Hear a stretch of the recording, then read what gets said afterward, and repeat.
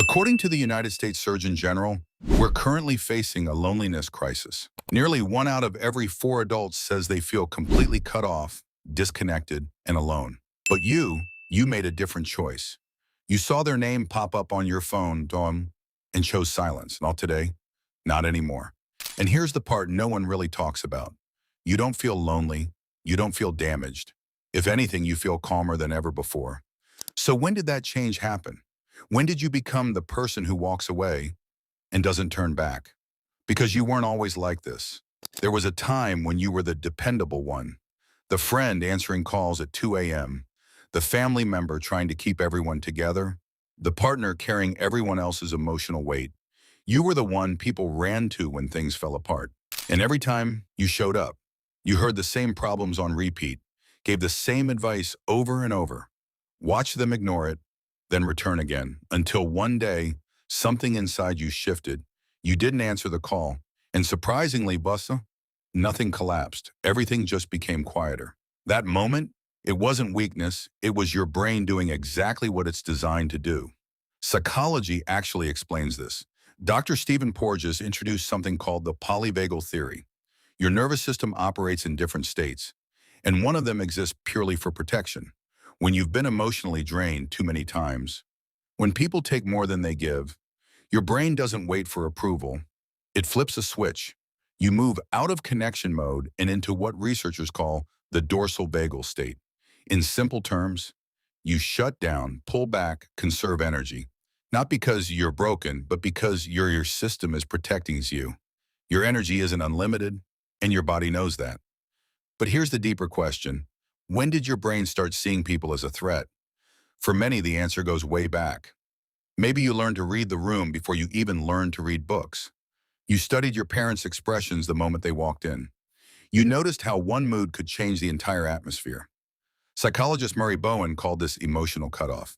It happens when a child learns that closeness comes with a price, that love and unpredictability often come together. So you adapted, you became hyper-aware. You sensed tension before words were spoken. You realized that sometimes being alone felt safer. And now as an adult, that same pattern appears whenever someone gets too close. That's not a flaw. That's a survival blueprint your younger self created. But here's where things get complicated. There's a difference between protecting your peace and shutting everyone out completely. Because the truth is, not every cutoff is the same. The CDC reports that long-term isolation can raise your risk of heart disease by 29% and stroke by 32%. This isn't just emotional, it's physical. But what they don't always mention is this. Being around the wrong people can harm you just as much. So how do you tell the difference? Walls block everyone, the good, the bad, and the unknown. They come from fear. Boundaries, on the other hand, are intentional. They come from awareness. If cutting someone off brought you relief, that's information. If it gave you peace, that's protection, not isolation. The real question isn't should you let people in? It's who actually deserves access to your peace? And deep down, you already know the answer. Because people like you don't cut others off randomly. You notice patterns. The friend who only calls when they need something. You saw it early. The family member whose kindness always had strings attached. You learned their behavior long ago. The person who showers you with attention, then disappears. You recognize the cycle before it finished. A 2023 study in Nature Neuroscience found that early emotional stress can make the brain's threat detection system more active. In simple terms, you became very, very good at reading people. Research from the University of Iowa also shows that the frontal lobe, responsible for complex social decisions, works harder in people with similar experiences. So no, you're not overthinking, you're not too sensitive, you're processing people on a deeper level than most. That instinct you have when something feels off, that's not weakness, that's experience turned into intuition. And when it tells you someone will drain you, you've learned to trust it. So no, you're not lonely, you're not broken, you're selective. And there's actually a better word for what you're experiencing. Society might label you as distant, withdrawn, antisocial. But those labels assume something is missing. Here's a better word: solitude. Loneliness is when you lack the connection you crave. Solitude is when you choose peace, and find it. You are not sitting around wishing someone would reach out.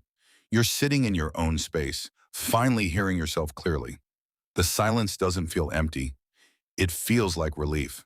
Some people will say you're avoiding things, but you know the truth. You're not running away.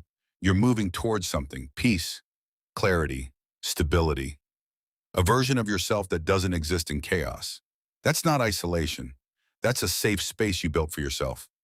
And if you're watching this, wondering if something is wrong with you, hear this clearly.